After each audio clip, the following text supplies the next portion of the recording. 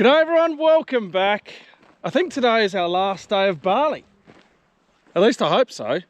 Anyway, we outloaded 14 trucks yesterday, which is 923 tonnes. Just an absolute incredible effort. And we've got truck number 1 rolling in right now. Buff is just there. I don't know if we will have Brian today or not, but we've still got storage. So we've got 3 of the PSs, but one's half full. We've got a VB that's empty as well. So yeah, we've still got quite a bit of storage, plus Buff. By the time we get going, if it's only Buff, it'll be the 100 tonne on the 860 will go because we've got the chasers with grain. If we've got Brian here, then Brian will take the PS and the VBs. There won't actually be grain for Brian on his second load, I don't reckon. And it was a bit wet last night. The boys went to 9 o'clock, but they did start struggling to cut it. I can see on their cutter bars over there. All the flag leaf and stuff gets caught underneath the knife, so yeah, I think the boys had to reduce the Ks, but they're still smashing through. But yes, I do believe that today is our last day of barley, and then we'll be moving to the wheat, which will be good.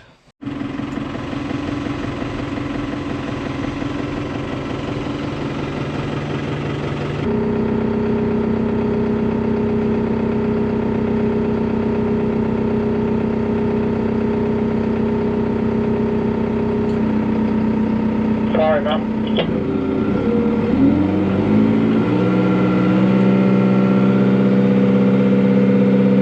Buff's on his way, and Brian will probably be here in about 40 minutes. So I'm hoping we've got enough grain for him to do a second load if we don't get going by then. But yeah, I'll see how much we got left with the boys out here, and we might just click and go. I don't know. We'll see. Anyway, whilst I'm in here, I was just taking a few pictures for this, so you can see that that's all laser engraved. This is from BAM Multi-Tools Laser Engraving on Instagram. So if you guys want a multi-tool laser engraved, then go and check him out. This one is obviously for the Glass Cage podcast, but you can get your logo or anything like that engraved. So hit him up, and he'll do a Leatherman up for you and send it out to you. So I need to do a job that I didn't get to yesterday. When I did have a little bit of spare time, I actually started editing some videos. I edited Henry Day actually, so I didn't get to changing that battery out on that auger. So we're just going to do that right now, because no doubt we're going to need this again today. And that jump pack is just annoying the crap out of me. We used this auger a few times yesterday. You know, we've been running for a total of probably about an hour. And that's all you get from it. So you got to jump it, which is just annoying because when you forget, you got to, not that we forget the jumper's always here, but it takes time. It just takes time. So anyway, we're going to change this out, and then I will move that auger over that's in PS3 down into PS1, because PS1's got a peak on it. And when Brian comes this morning, we will go from PS1, VB3 and VB4, because we'll save the big grain, the big drops for Buff. He's the bigger truck, and it's more efficient for us to load him quickly and get him out, and Brian just to tinker along and get the few little loads. Moment of truth.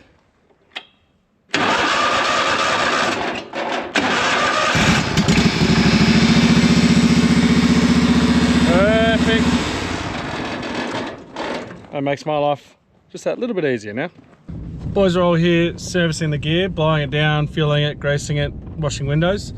I've just serviced all the augers again because we're going to use them all again today. Just giving them another spray of lithium grease on the slides, just make sure they're all nice and free.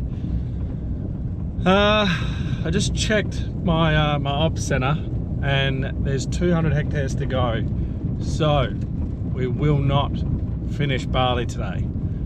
The boys have been getting, I'll have to ask Henry what he got yesterday, but The boys have been getting about that 170 hectares combined. Just with how thick the crop is, you know, it's going 5 tonne as an average. It's making, obviously you go a lot slower when the crop's bigger, and it's making the machines work. They're just going a lot slower. And yeah, we will not finish today because that'd be a very, very long day for the boys. But I'm going to go up here and get the comb trailers anyway, and bring them up so that they're up there ready to go. Maybe that might encourage them, seeing them there, that, oh gosh, we gotta, you know, we should try and get it done today. But yeah, 200 hectares, so I don't think it's possible. The boys haven't actually cracked 100 hectares a machine yet. Henry got very close in the canola. He got 90, I think 98.6 or something like that. So he got very close, but hasn't cracked the hunjo. On a normal year, 100 hectares machine is what we work off on a day. If we're not getting that, yeah, maybe 80 to 100. If we're not getting that, we're disappointed. Whereas to these, you know, they're only getting their, what are they getting? I guess they're getting 70 to 80 hectares each. But yeah, it's just not the big hunjo. But that's all right. We'll take the heavier crops over the more hectares done. Boys are just loading their grain from last night into the 100 tonner there. Henry's ready to roll. Isaac's nearly finished washing his windows. We're going to head out. I'm going to grab a sample and run that, just so we know. With the dew last night, I just want to make sure that we are good. About 98% sure we are, but just want to make sure. So I will have Brian coming back in the time that I'm gone, I reckon, but he'll be able to just load himself until I get back. But yeah, just want to make sure our moisture's all good, and want to get the boys rolling and get this barley done, because that rain that I was talking about yesterday, it's increased. It's even more now. I'll show you on the tablet the plan for today. So what we're going to do is, there's 200 hectares to go, and this out the back I think is about 25 hectares. So what Henry's going to do is just going to rip up here, get a sample for me, and then he's going to jump onto the headland and do the headland, get into this back piece here whilst they're going to be going a bit slower because it's it's early morning. It was a dew, it's a bit chewy. They'll go a bit slower, and it'll give the chasers a chance to keep up to them going out to the back there. And then also what it means is that once they jump from there into here, and if they start working back towards the main piece just there, what it'll mean is that they might be a bit more motivated tonight to keep going. You know, instead of knocking off at 9 o'clock like we normally do, maybe they'll go to 10:30 just to finish it, and then it's done. We'll assess come the evening what we actually do. But yeah, for those who don't know, at Tom's Brook here, and now I know that a lot of other farmers don't do this, but the way that Dad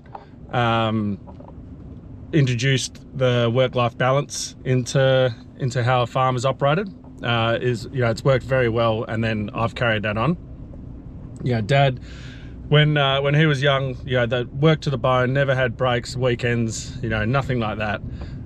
New families, when all the brothers started having families, they weren't, there was no leniency to them to go home early to go see the family or help out with the kids, anything like that. Just your classic typical farmer. Well, Dad then, when he became boss, introduced the work-life balance of during the year we start at 8 AM and then we go to 12, and then we have an hour lunch break, and then you go to 5 PM and then you knock off. And it just meant that there was balance between, you knew exactly when you're starting work, when you're finishing work, and there was smokers in between, and it meant that you could plan, or you knew you were always going to be home to be with the wife and kids come 5 o'clock or anything like that. So when it comes to harvest time, we've always worked 7 AM to 9 PM, and that's because that's a 14-hour day, and it just, the boys and myself, you get fatigued, you get tired, even though people might claim, oh no, you don't get tired, you'll be right, off you go, you just keep going, burn the midnight oil, she's fine. You don't. Like, you get tired, you get fatigued, and it's very easy to pick up people's signs of fatigue when they're not familiar of it themselves. you know, snapping or shortness or just tired, delayed response, everything like that. It's very easy to pick up. So we always, and it does kill, you know, it does kill you a bit. You know, we'll pull up at 9 and you'll just see all the lights going around us. People are still charging on through the night. And you go, oh God, we should be going. The moisture's still good. But the boys need to rock up here tomorrow. And they need to be, you know, in a chipper, good mood, and be able to work together comfortably for the, you know, the 2 months that we're working together. So we always just try and knock off at that time. Now there are times that we will, like tonight, possibly go a lot later and then just start them later tomorrow.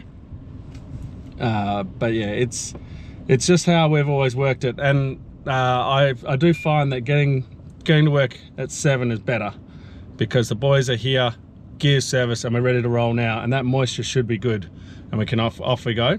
Whereas when it comes night time, well, sorry, so now if they start now, it's a little bit chewy to start with, and then the day improves and off you go. By 9 o'clock, truth be told, by the time sun goes down, so about 7:30 onwards, it gets... It's saying sort of low to mid 13, so should be good, hopefully. Perfect. Yep, I reckon just keep on going and I'll run it. Roger.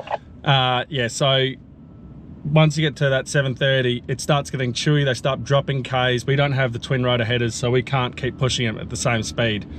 So they have to reduce their speed anyway. So when it comes to that night time, you know, pushing on to past 9 o'clock, if they're only sitting at 4 Ks an hour, it's not worth it. So getting them here early and starting earlier, it's definitely, I find personally, is a lot better. So while we wait for the moisture, last night the video came out of the header broken down, and I was talking about Dad's broken a leg and having to hire someone, everything like that. So I just want to say a massive thank you to all you guys on your comments, and just, you know, being super supportive, checking to make sure I'm okay, everything like that. I am okay, so thank you for that. Yeah, just obviously try and show you guys not only the highs and the good things, but the low side of farming and the difficult decisions that need to be made and how I try to go about it. So yeah, I'm just trying to be honest and show you guys that. So yeah, again, just thank you guys for your comments, checking in, making sure I was all right. But on that, Movember, make sure that you're also checking in on your mates.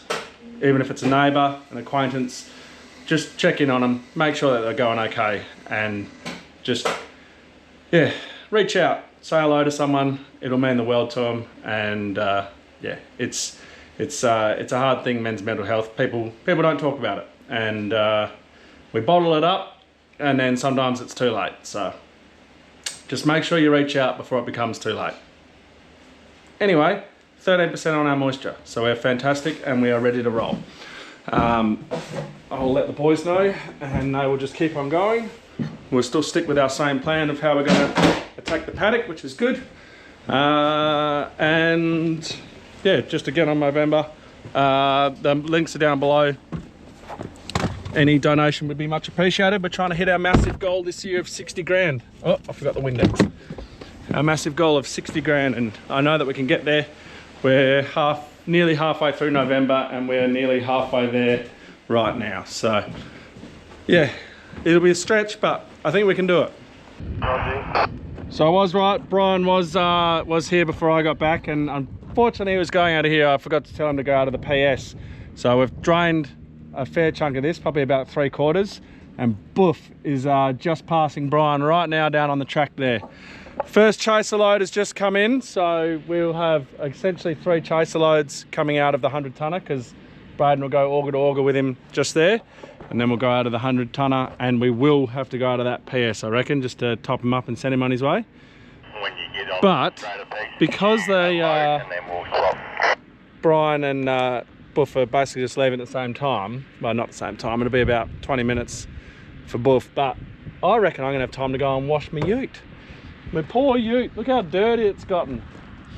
Finally have time to go and give it a nice wash to it, just to get covered in dust again, but yeah, get it back to being nice.